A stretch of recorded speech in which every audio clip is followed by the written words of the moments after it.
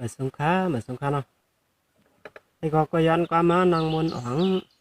อยู่ลาเซียวปอก12นี่ครับเนาะเดี๋ยวความปั่นก่อนสิเละผักตอนถึงในขั้นเราไปถอนสีกำขา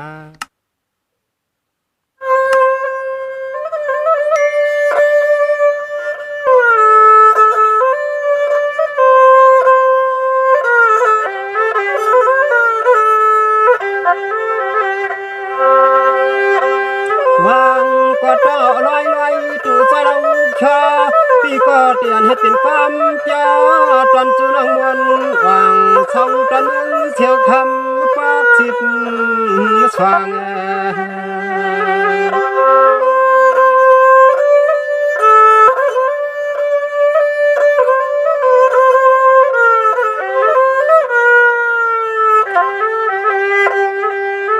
ก็หันสู่ในเลี้ยงเตียงจีตวนนอนก็พันหักกันนั่นลืมเต็มเตียงแห่งจีเสียงเอื้อนปีใจสั่งคุณเปียงก็เคยจับยอม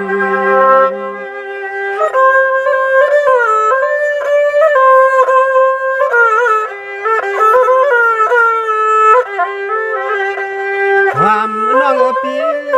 ความน้องปีพวกมึงเจ้าเลี้ยงวันนี้ก็ใจปีเฮาขึ้นพิษขึ้นแดงจะหันหน้าตาแก้มกลางห่างใจปีงินชาเป็นกรรมหักเปลี่ยนกรรม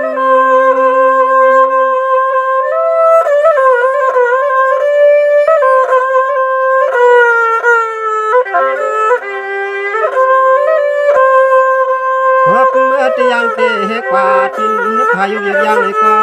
ใจปีเฮาอยากปิดหน้าพองเยี่ยวเสียด้วยแหลนหังชาอันลินนาเล็กช่างคำ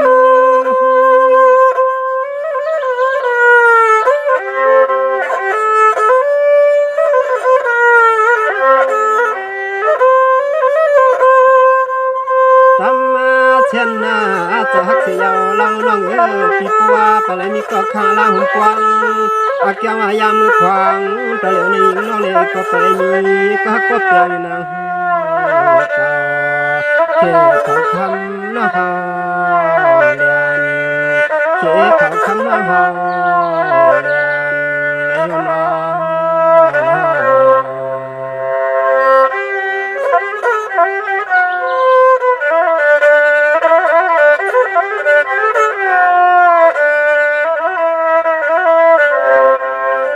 ้องปีว่าคืนก็ฮักเช็ดจ่า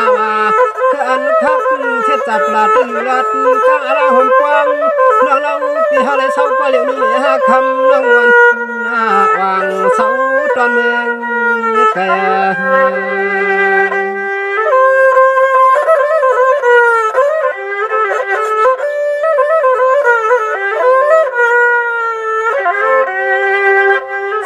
ก่อนปีปลายนี้เสียจ่าพาพอก็ก่อนว่ามือเขาเลยก็เราใจทิมทางตัวในมือเธอกินควักก็เปียงน้องชาวอยู่ลินตอนเมืองไกลให้อยู่กำทางเธอเป็นก็ใจสั่งเศร้าตอนเมืองแย่ไอ้น้องกวยอยู่พ่อเธอขึ้นคาพ่อเธอกันกากี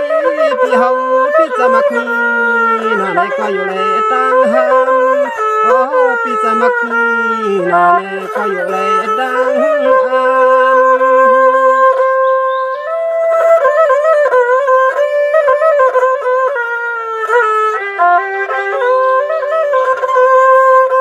ว่าไงฮักกันแต่แรกก็จัดไม่อยู่ซ้ำทางที่เลยเป็นสีเสจ้าพับพอก็ความล้มเข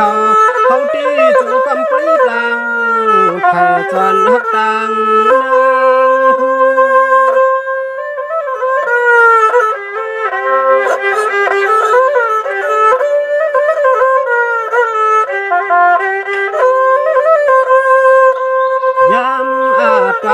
ที่เราเล่นเราน้องนอจึงกำเปลวขอกำอันอันยามสักชวงเสียงวังกวางเขานาเสียงน้องกวางเขานาดูหนอ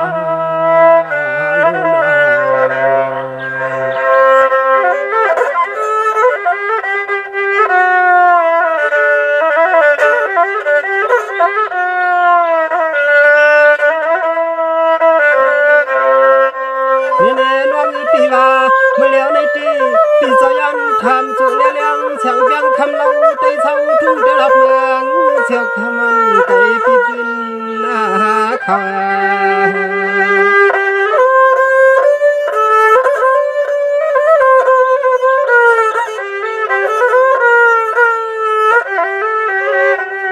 วันเอาปีปลายนี้สิกว่าเกิดจากที่นาว่าคำปัวเป็นทางไตนกไตห้าปัง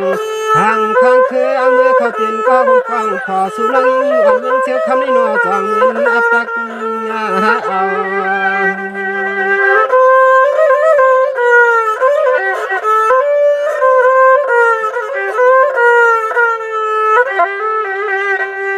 ลาวาน้อยนอใจปีเฮาตีดอกไปมุงไปมองขึ้นเกียงไว้ป้าพระเพียนปีสู้น้องเฮาปลิเขาปุ่มข้างเขาเป็นอลังห่มกว้างขออีน้องตัวเรา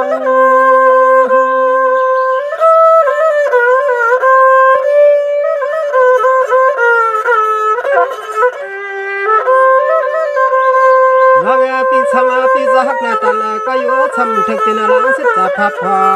ก็หักปีมันจัดอันไหนอยู่ลูกใจเป็นปริมือมัดคินขอชบขอความกายต่างน้องตัวน้อง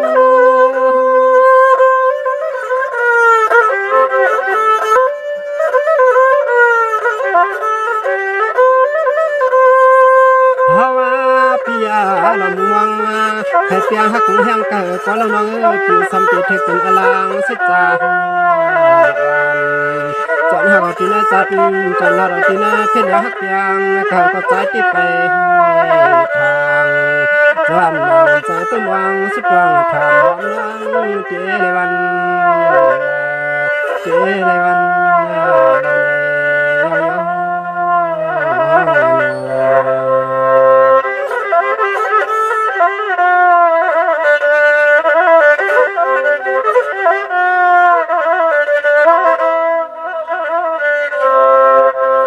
นี่น้องปีว่าเป็นหือแควเป็นเก้าก็ยาพิกช้ำกิมเท่าไรเป็นชิดจังน้องอ่อนปีนี้ก็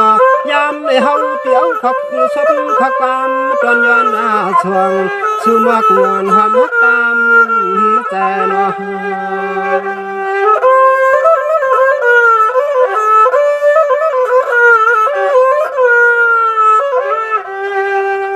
ยิงน้องเศร้าตีละวันในก็สืบปลอดเพียรีควันคำขึ้น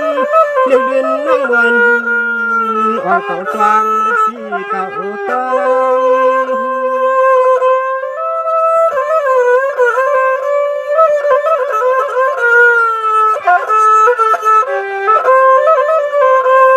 นี่น้อง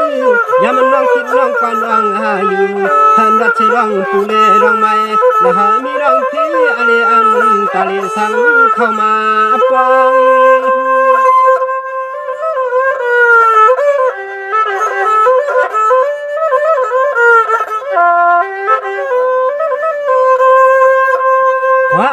เมื่อยามมาหาตะลิวในคำน้องนี่ก็ให้ว่าไปเลยมีก็ขาลาหุ่มฟองห้องเฮิรนห้องเย่เด็กอีน้องปีจึงหับปลายเจียวหับเจียวตาตอนนี้จึงหับปลายเจียวคนก็ลาดีก็แต่มันนาลูกคุณชิกยาพี่น้อง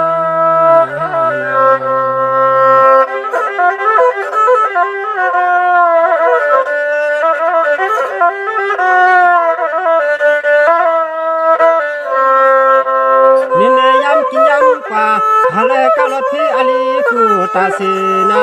น้องกวนฮัลเลีย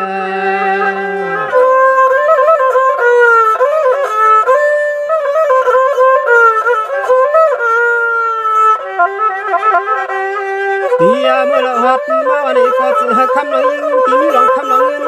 น้องปีน้อลองคือลองข้อผู้มีอาชีพเจจึงกันเสียงลุงปัง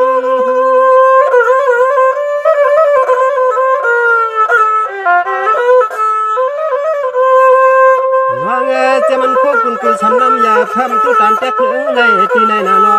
นี่น้องปีเจมลองคำทันให้ป้าเข้ามาตามเงินน้ำกี่น้อง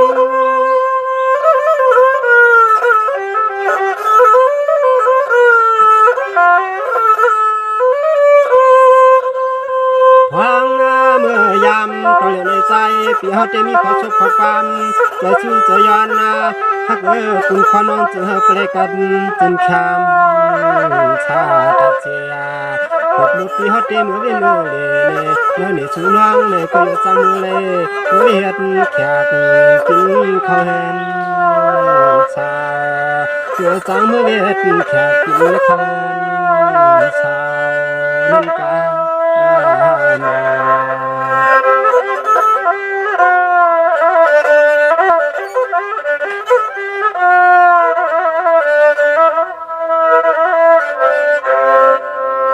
นี่น้องปีว่าพี่ก็ตามตายาก่อนอยู่น้องให้น้องปีอยู่ดีกินวันกระเด็นแค่นี้พี่กังสลามันขึ้นมีขมีเงินก็เลี้ยวใจพี่จอมหน้า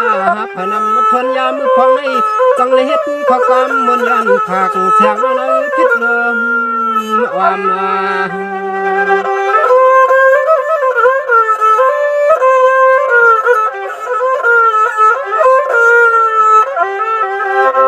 วัดที่ว่าฮักที่วังผ่าเจอใครเป็นชิดจานอนความหอมพน้องอ่อนปีนี้ก็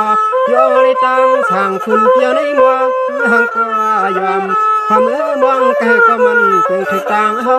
มองแกก็มันเป็นเถิดต่างเฮา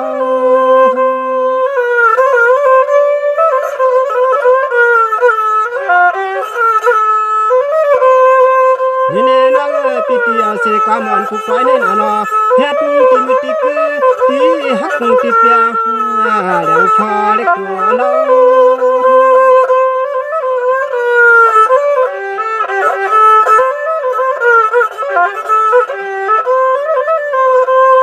ฮาวาเปียในกอลิดนาอยู่กุเลยปอเล็กเขียวปกให้มาเถิดวังน้องยันแถวปีจวังเกียเนติเตติกุน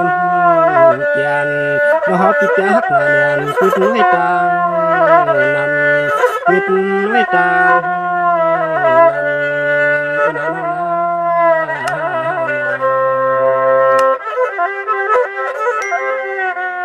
มาส่งข้ามาส่งเสียกัน